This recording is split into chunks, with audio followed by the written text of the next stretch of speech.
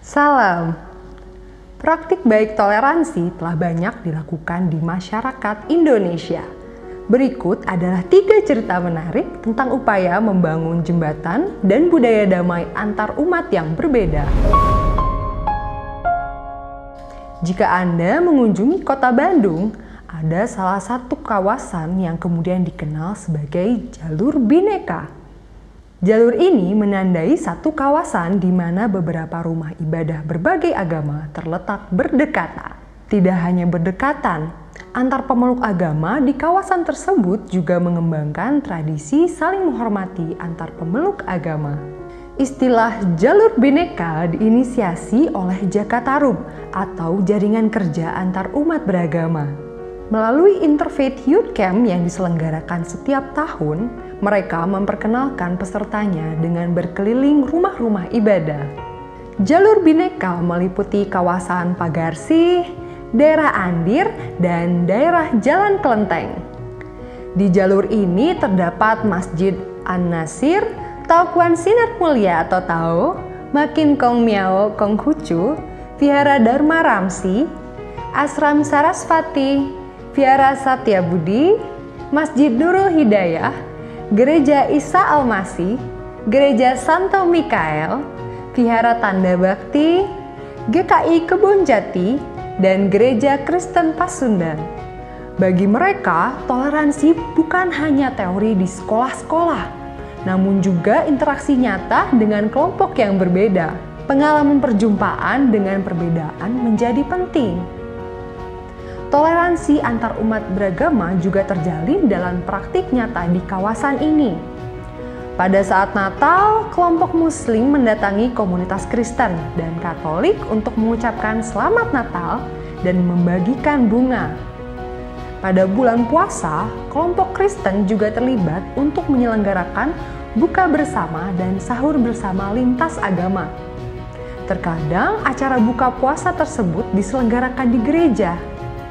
Ada satu contoh menarik, di mana pengurus salah satu masjid membagikan angket kepada warga non-muslim di sekitarnya, yang antara lain menanyakan apakah suara azan dari masjid mereka mengganggu atau tidak. Ada satu hal yang unik, jadi dari pihak masjid di dekat rumah saya itu ada angket, mereka ngasih selebaran ke warga non-muslim, menanyakan apakah suara azan mengganggu atau tidak. Ini adalah bentuk penghormatan konkret dari pihak Muslim kepada warga non-Muslim. Hingga kini, Jalur Bhinneka ini menjadi wisata religi gratis yang difasilitasi oleh Jakatarum. Tak jauh dari Kebun Raya Bogor, ada sebuah pulau kecil di tengah aliran Sungai Ciliwung. Namanya adalah Pulau Gelis. Di kawasan ini berdiri kelenteng tertua di kota Bogor yang dibangun tahun 1703. Di dalam kelenteng tersebut, tepat di belakang altar, terdapat musola lengkap dengan sarung, sejadah, dan mukena yang digunakan untuk sholat para peziarah dan pekerja yang beragama Islam. Ini karena di dalam kelenteng itu pula terdapat makam Mbah Imam dan petilasan Prabu Surya Kencana yang diyakini sebagai penyebar agama Islam di masa lampau. Di pulau kecil yang padat penduduknya itu tinggal orang Sunda dan orang Tionghoa yang hidup membaur. Pembauran ini terjadi sudah ratusan tahun tanpa masalah. Bahkan salah satu penjaga kelenteng juga warga Muslim. Ketika Ramadan, warga kelenteng secara rutin menyiapkan makanan untuk buka puasa warga sekitar. Bahkan kelenteng itu sendiri secara rutin mengadakan acara Maulid Nabi yang dihadiri warga Muslim sekitarnya.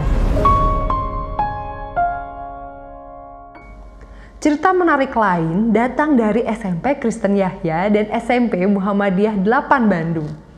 Kedua sekolah ini berinisiatif membuat program bersama untuk saling mempertemukan murid-muridnya yang berbeda agama dalam sebuah acara. Difasilitasi oleh Peace Generation, anak-anak SMP Kristen Yahya berkunjung duluan ke SMP Muhammadiyah 8. Mereka berinteraksi bersama melalui berbagai permainan dan percakapan untuk meruntuhkan prasangka-prasangka antar agama yang memang ada sebelumnya. Bagi mereka, untuk mengikis prasangka buruk itu tidak cukup hanya melalui materi di dalam kelas. Anak-anak harus dibiasakan berinteraksi dengan orang yang berbeda darinya.